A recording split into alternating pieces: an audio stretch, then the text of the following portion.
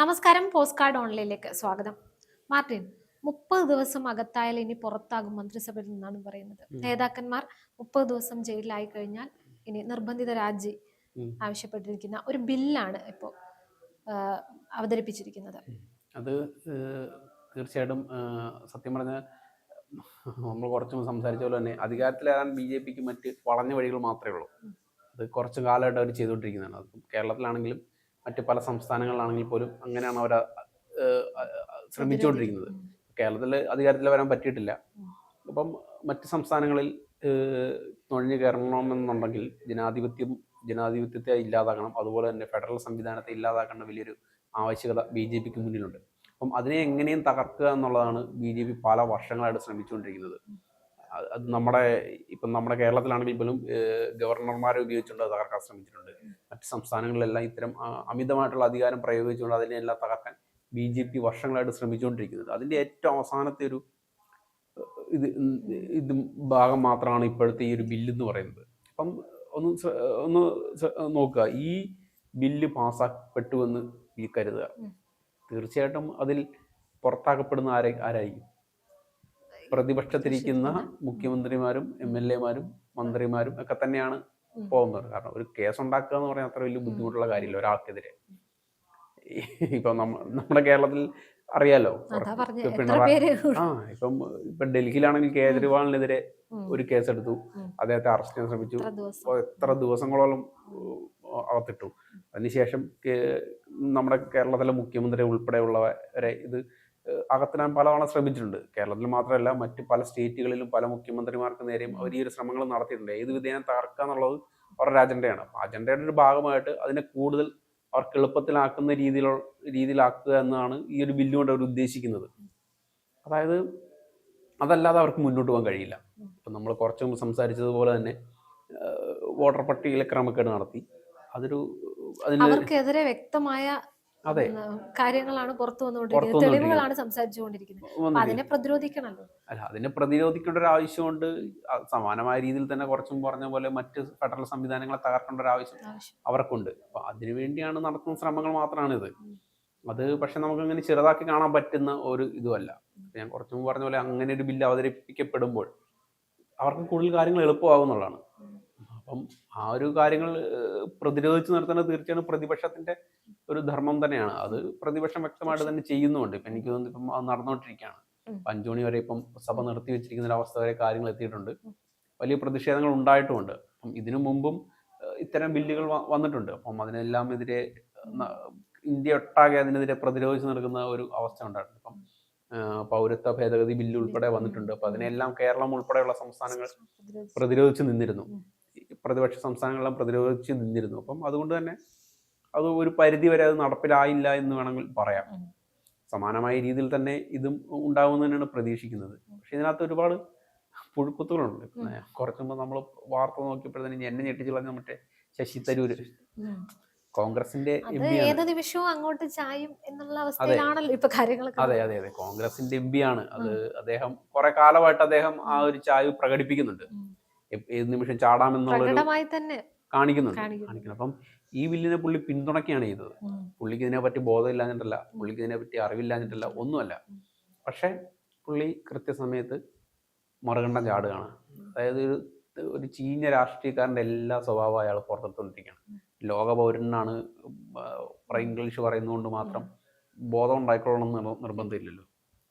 ഈ ശശി തരൂര് കാണിക്കുന്നത് ചെറ്റത്തരെന്ന് തന്നെ പറയാനുള്ളൂ. അതവിടെ നിൽക്കട്ടെ. അത് തിരുത്തേണ്ടത് കോൺഗ്രസ് ആണ്.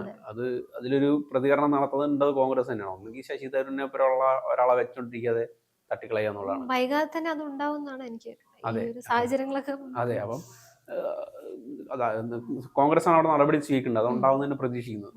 അപ്പം ബില്ലിലൂടെ തന്നെ തിരിച്ചു വരുമ്പം തീർച്ചയായിട്ടും ഞാൻ പറഞ്ഞതുപോലെ തന്നെ വലിയൊരു പ്ലാനിങ് ആണ് ഈ തവണ BJP പ്ലാൻ ചെയ്യുന്നത്. അതായത് 2024 അവർ അധികാരത്തിലേറിയിട്ടുണ്ടെങ്കിൽ ഒരു വലിയൊരു പ്ലാനിങ് തന്നെയാണ്, പ്ലാനിങ്ങോട് കൂടി തന്നെയാണ് അവർ ഇത്തവണയും അധികാരത്തിലേറിയിരിക്കുന്നത്. ആ പ്ലാനിങ് നടപ്പാക്കുന്നതിന് വേണ്ടിയാണ് അവർ കള്ള വോട്ടുകൾ ഉണ്ടാക്കി അവർ അധികാരത്തിലേറിയത്. അവർക്ക് തന്നെ അറിയായിരുന്നു ഇത്തവണ അധികാരത്തിലേറില്ല എന്നുള്ളത് അവർക്ക് തന്നെ അറിയാമായിരുന്നു.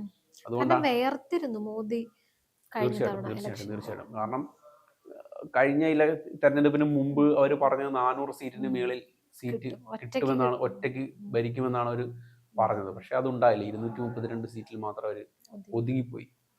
അപ്പം മോദിയൊക്കെ ജയിച്ചു വരാൻ വേണ്ടി ആദ്യഘട്ടത്തിൽ നന്നായിട്ട് വേർതിരുന്നു. പക്ഷെ എന്തായാലും വോട്ടിലെ തിരിമറി നമ്മൾ കുറച്ച് മുമ്പ് ചർച്ച ചെയ്തിട്ടുണ്ട്. അപ്പൊ തീർച്ചയായിട്ടും അങ്ങനെ ഒരു അധികാരത്തിൽ ഏറിയത് അവരുടെ കുറെ അജണ്ടകൾ നടപ്പിലാക്കാൻ വേണ്ടി തന്നെയാണ്. അങ്ങനെ ഒരു അജണ്ടയുടെ ഭാഗമാണ് ഈ ഒരു ബില്ല് എന്ന് പറയുന്നത്. അത് മറ്റുള്ള സ്റ്റേറ്റുകളിൽ ഇവർ മറ്റ് എല്ലാ പ്രതിപക്ഷ പാർട്ടികളെയും മുച്ചൂടും മുടിച്ച് ഇല്ലാതാക്കുക, അല്ലെങ്കിൽ എല്ലാ പ്രതിഷേധ സ്വരങ്ങളെയും ഇല്ലാതാക്കുക എന്നുള്ള വ്യക്തമായ ധാരണയോടുകൂടി മാത്രമാണ് ഇവർ ഈ ഒരു ബില്ല് കൊണ്ടുവന്നത് തന്നെ. അപ്പം നമ്മുടെ കേരളത്തിലടക്കം, അല്ലെങ്കിൽ കേരളത്തിലെ കോൺഗ്രസ് ആയാലും CPM ആണെങ്കിലും തമിഴ്നാട്ടിലാണെങ്കിൽ പോലും, തമിഴ്നാട്, കർണാടക, ആന്ധ്ര പോലെയുള്ള, തെലങ്കാന പോലെയുള്ള സംസ്ഥാനങ്ങൾ നോക്കിയറിയാം പ്രതിപക്ഷ പാർട്ടികളാണ് അവിടെ ഭരിക്കുന്നത്. അതുപോലെ തൃണമൂൽ കോൺഗ്രസ് ബംഗാളിൽ, അങ്ങനെ വലിയൊരു പ്രതിഷേധ നിര തന്നെയുണ്ട് BJPക്കെതിരെ. അപ്പം ഇവിടെ ഒന്നും കടന്നു കയറാൻ BJPക്ക് പറ്റിയിട്ടില്ല എന്നുള്ളതാണ് വസ്തുത. അപ്പം ഇതിനെല്ലാം അവർക്ക് താർക്കേണ്ടി വരും. എങ്കിൽ മാത്രമാണ് അവരുടെ ഉദ്ദേശം നടപ്പാകുകയുള്ളൂ.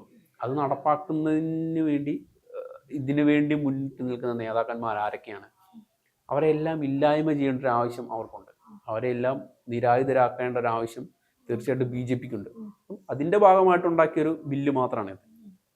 അല്ലാതെ ഒരിക്കലും ഇവിടുത്തെ BJPക്കാരും RSSകാരും പറയുന്ന പോലെ ഇതൊരു വളരെ മികച്ചൊരു ബില്ലല്ല.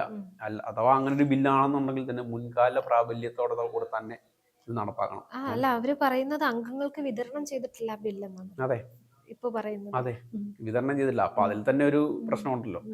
എനിക്കൊന്ന് നമ്മുടെ പൗരത്വ ബില്ലും ഏതാണ്ട് ഇതുപോലെയൊക്കെ തന്നെയായിരുന്നു. ധൃതിയിൽ നടപ്പിലാക്കാനുള്ള ഒരു ശ്രമമായിരുന്നു അന്ന് നടത്തിയത്. വെറുതെ വന്നു വായിച്ചു, ഓക്കെ ഇത് ബില്ല് പാസ്സായിരിക്കും എന്ന് പറഞ്ഞ് വന്നങ്ങ് പറഞ്ഞിട്ടൊക്കെ പോരുത്. എന്തെങ്കിലും പ്രതിഷേധങ്ങൾക്ക് പോലും വകവയ്ക്കാൻ പോലും സമയം കൊടുക്കാത്ത വിധത്തിൽ അത് നടപ്പിലാക്കിയായിരുന്നു. അതായത് ജസ്റ്റ് ഒന്ന് പറഞ്ഞു, അതായത് ഒരു ഏകാധിപത്യ സ്വഭാവം തന്നെ. പിന്നെ എല്ലാവരെയും ഒന്ന് ബോധ്യപ്പെടുത്താൻ വേണ്ടി ജസ്റ്റ് ഒന്ന് പറഞ്ഞു എന്നതിനപ്പുറം ഈ രണ്ട് ബില്ല് അവതരിപ്പിച്ചതിലും വലിയ വ്യത്യസ്തതയൊന്നുമില്ല. അപ്പൊ അതാണ് പറഞ്ഞത്, ഇവരുടെ ഉദ്ദേശം നടപ്പിലാക്കുക തന്നെയാണ് ചെയ്യുന്നത്. അതുകൊണ്ടാണ് ഞാൻ പറഞ്ഞത് ഈ ബില്ല് അവതരിപ്പിക്കുന്നെങ്കിൽ മുൻകാല പ്രാബല്യത്തോടെ അവതരിപ്പിക്കണം. അങ്ങനെ അവതരിപ്പിച്ചാൽ ഏറ്റവും ആദ്യം അകത്ത് പോകുന്നവരായിരിക്കും. അതെ, അതാണ് സംഭവം. അപ്പം അതുകൊണ്ടാണ് പറഞ്ഞത് മുൻകാല പ്രാബല്യത്തോടെ അവതരിപ്പിച്ചാൽ ഇവിടെ ഏറ്റവും കൂടുതൽ അകത്ത് പോകുന്നത് BJPയുടെ MLAമാരും MP മാരും മന്ത്രിമാരും തന്നെയാണ്. അപ്പം അതുണ്ടാവരുത്. എന്നാൽ മറ്റ് തങ്ങളുടെ പ്രതിപക്ഷത്തിരിക്കുന്ന എല്ലാ മുഖ്യമന്ത്രിമാരെയും MLAമാരെയും MP മാരെയും നേതാക്കളെ അകത്താക്കുക, അവരെ നിരായുധരാക്കുക എന്ന് മാത്രമാണ് അവർക്ക് മുന്നിലുള്ള വഴി. അതിനുവേണ്ടി കൊണ്ടുവന്നൊരു ബില്ല് മാത്രമാണ് ഇത്. എന്തായാലും പ്രതിപക്ഷം എന്തായാലും വളരെ ഗൗരവമായിട്ട് തന്നെ ഇതിനെ നേരിടുന്നുണ്ട്. ഇതിനു മുമ്പും ഇത്തരം ബില്ലുകളിൽ പ്രതിപക്ഷവും ഇന്ത്യ മുന്നണിയും ഒരുമിച്ച് നിന്ന് പോരാടിയിട്ടുണ്ട്. അതിനെല്ലാം നടപ്പിലാക്കാതിരുന്നിട്ടുമുണ്ട്. തീർച്ചയായിട്ടും ഒരിക്കലും ജനാധിപത്യം ഇവിടെയും തകർക്കപ്പെടില്ല എന്ന് തന്നെ നമുക്ക് വിശ്വസിക്കാം.